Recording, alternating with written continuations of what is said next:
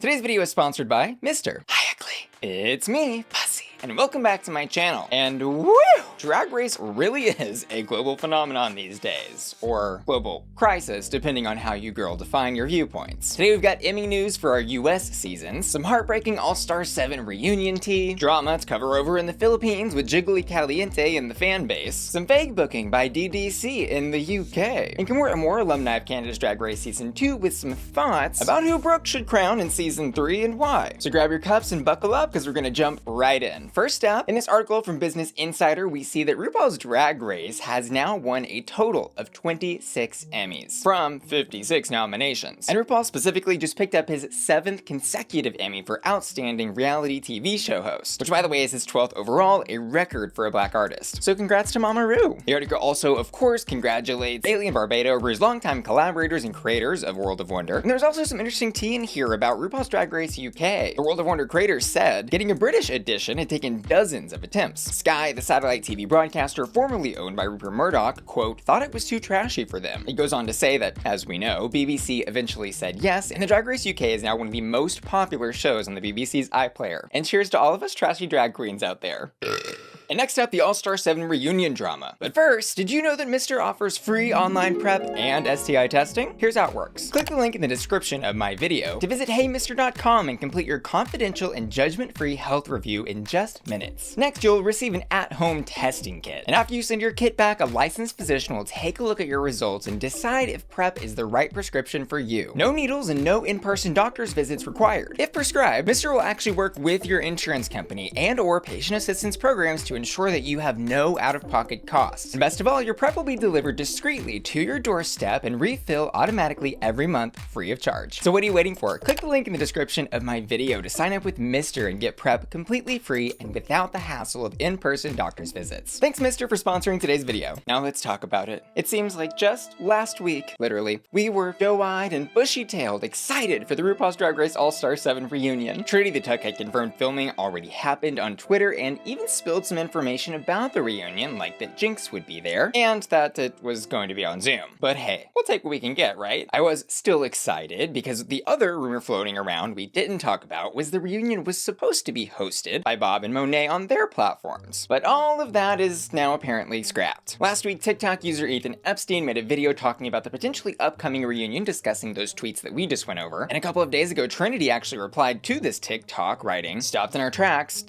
not going to be released. And this spread around pretty quickly, which also prompted the Sibling Rivalry team to address the situation on their Patreon. In a post there that has been making its rounds on Reddit and Twitter, Jacob, who works with Bob and Monet, wrote, I was going to wait to address this on our next episode, but Trinity made a comment on TikTok about it, which blew up, so I wanted to make sure we were on the same page. We'll no longer be doing Watchery for All-Star 7. We did a reunion for All-Star 7, and we will not be releasing it. I think you can probably guess why Bob and Monet made this decision. I'm very disappointed we won't be sharing these projects, but we do have a lot of great content coming up. We really appreciate all of you on the Patreon. Thank you so much for your support and understanding. Jacob. As far as why though, they were of course vague. You know, NDAs. Shh. And this was both surprising and not surprising to me because on one hand, the All-Star 7 girls have been pretty loose-lipped about behind-the-scenes production secrets, like for example, Rajah talking about Ru standing up to clap for her runway, the fight that Rajah and Michelle got in, Viv and Trinity talking about jokes getting cut from the roast, and even just in general with Evie talking about how she wasn't a fan of the way she was portrayed on the show. Which is all to point out, it doesn't really seem like the queens were barred from saying very much. So what really could they have said at the reunion to cause upset? Personally, I speculate it's less about what they could or would say at a potential reunion, and more about the franchise Drag Race potentially trying to control their image. Because queens here and there spilling some tea online about what happened behind the scenes is arguably good for the season. It's great PR. You know, it gets people talking, like in my videos and the comments on Twitter. As the old saying goes, all press is good press. But when you get an entire cast of people that were from a TV show going off and doing their own thing, it could seem to a viewer that thing was representing the larger brand. Not to mention there's also sponsor deals with TV networks and TV shows, which could potentially have their own limits on how a show could be portraying itself in the media. What's more surprising, honestly, is that the network didn't just do their own reunion. Anyways though, something apparently changed, at least about the Watchery, in the next day. Monet wrote in another post that's been circulating online, as Jacob informed you guys earlier and Bob and I have confirmed, we did film a reunion with the AS7 dolls that will not be coming out. It's a bummer, but bitch, we gonna do what we always do. Make a joke, overshare, and move on, period. One deliciously cute and fierce unreleased reunion ain't gun stop no show. That being said, we will continue and we'll finish off this all-star season along with the other special tidbits and knickknacks we promised. Thanks for understanding, side-eyeing, and laughing with us. Next up, we've got Jiggly over in Drag Race Philippines facing some pushback from fans on Twitter. And what I'll say next does have a spoiler for the elimination of episode 4, so skip ahead if you don't want to know that. What happened was the queen named Turing was eliminated this episode, and during her critiquing session, Jiggly was real, honest, and very direct with her critiques. She criticized Turing's outfit pretty heavily, saying, "Do you think that dress shape is sexy? I wish you had found a dress that complemented your body better," and starts to go in on her hair as well, but stops to remind the contestant that it's coming from a place of love, saying, "I'm sorry I have to be hard on you, but you're the only plus size girl in the competition, so the expectations for you is just higher than everybody else. You're talented, and I don't want you to waste the opportunity." Then, during another queen's critiques, Turing actually starts to feel faint and has to exit the stage due to physical and emotional pain. After an hour, the show says, she is able to return to the stage and continue the rest of the evening. Now that we set that stage, let's take a look at what happened online. On August 31st, Rajah O'Hara tweeted this out. "Whew, that Drag Race Philippines elimination took me out. I think they got it wrong this week, IMO, but I still love the season and the girls. Hashtag so good. Jiggly crying that hard after dragging old girl through the mud. LOL, hashtag classic." And fans apparently then took it upon themselves to go criticize Jiggly on Twitter, which we see Rajah responding to later that evening, writing, "Y'all, I didn't mean for y'all to bandwagon and attack my sister Jiggly. I'm actually so proud of her for doing the damn thing. Y'all can't be attacking people behind TV shows. That's not okay, and if my tweet led you to believe otherwise, no ma'am." Concerning how Jiggly was reacting to everything that day, she tweeted about the elimination, writing, "I hated judging a little sister. I had to be fair, it's my job. I'm not a woman that coddles people. I'm firm but fair. I love you, Turing official," which Bianca Del Rio chimed in saying, "Okay." Jiggly said, "LMAO, you stay out of it, old lady." And then that night when all the stuff was happening with the fans, Jiggly tweeted out, "If you could do better, apply for the job," and later retweeted this user's tweet, "Nope, be better. We give constructive feedback on how you judge the queens. You are way meaner than the CDRS1 judges." She said, "Apparently I'm mean, LOL." Next she wrote, "Like Silky Ganache said, blocking is fun too." And I hope Jiggly found some peace from the Rabid fan base there, but I do just want to put out there, it's not cute or funny to go directly to a person's Twitter or DMs and say nasty things. But enough preaching, let's go across the ponds to the UK. On September 5th, Divina de Campo tweeted this out. "A real prominent loved Drag Race girl saying Donald Trump was a great president, JKR is a really talented person, climate change isn't real." She then followed that tweet up with, "Not UK, so it's clear." Chad Michaels responded to Divina's tweets, writing, "The F is it?" Juicebox wrote, "Whom?" And Cheryl Hole said, "Not you even telling me on WhatsApp either." And his Baba Monet say their names. And tons of fans were replying speculating who the queen might be, which is where the problem of a tweet like this comes in, because now we've got the rabid Twitter fan base that loves to mob people guessing who the villain might be. And Cornbread summed up my thoughts nicely on Twitter, replying to Divina, writing, "So you gonna wake Twitter up and not say who? Help me understand." No, because now you got the fan base saying other queens' names in the comments, making people look bad, and it might not even be them. But just to be clear, it's not a UK queen. Next up, we've got Kimora Amour in the never-ending drama between her, Adriana, and apparently more French-Canadian queens. And the backstory between Kimora and Adriana is long and a little messy. I've linked my videos covering those situations in the description of this one if you want to get a refresher. But today the drama begins with a Twitter user tweeting out, "Canada's Drag Race is due for a black winner, methinks." Kimora retweeted this, writing, "It's that, ...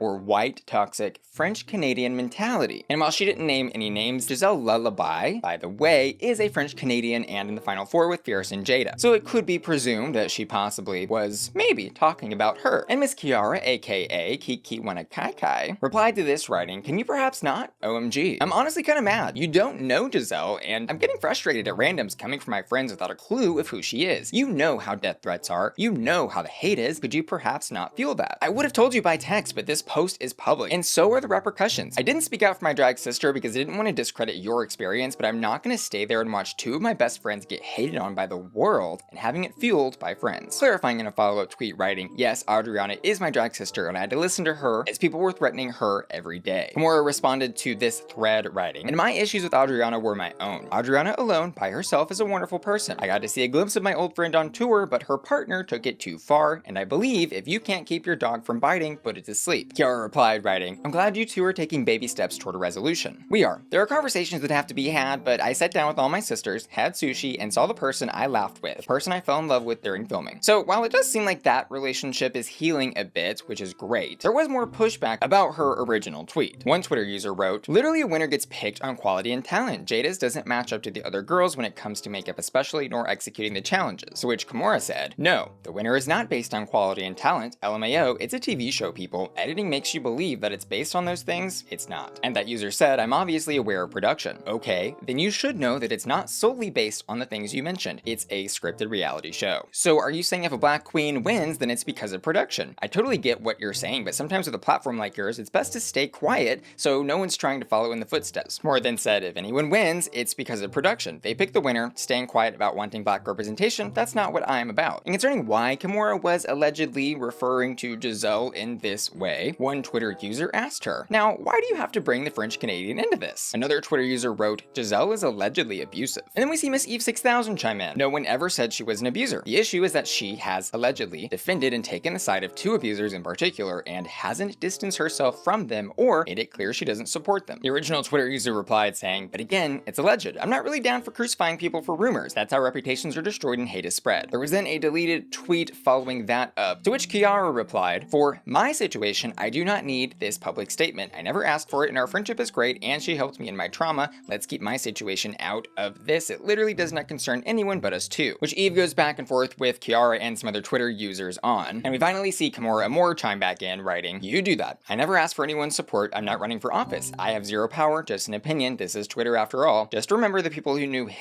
thought he was doing great too. One opinion is not greater than the other or holds more truth. And when people criticize Kimora for making the comparison, she wrote, what I said was correct. The people around her thought he was a great person. That did not make their opinion correct. Someone can support a horrible human and think it is correct. Did they show the thread to show why I made the comparison? No. With the very last thing she said on the situation being towards Kiara, who said, I'm just mad right now, we're given a platform, and as one of the OGs here, this is not how you should use it. Baby girl, it is my responsibility as an OG to not have history repeat itself over and over. You can feel ways about me calling out your sister. I would never expect you to agree, but I won't let shitty mentalities continue in this community. My platform is mine. I love you. And from what I can see, Gisele Lullaby has stayed out of this situation online, and that's about all we have from Kimora. Anyways though, that's all I've got for you. Y'all be good online. I'll be watching. And again, make sure to check out today's video sponsor, MISTR, who can help you get free prep delivered right to your doorstep. I also want to give an extra special shout out to Aiden the Individual, Alicia, Cyrus, Felicia, Frankie, Hector Simancas, Jeffrey Joseph, Kyle Hermes, Laura, Sat, Louis Labrador, Ruff, Luke Peterson, Mark James, Matthew Burns, Matto, Michelle, Your Bell, Miss F, Neely, Sailor, Steven, Topher,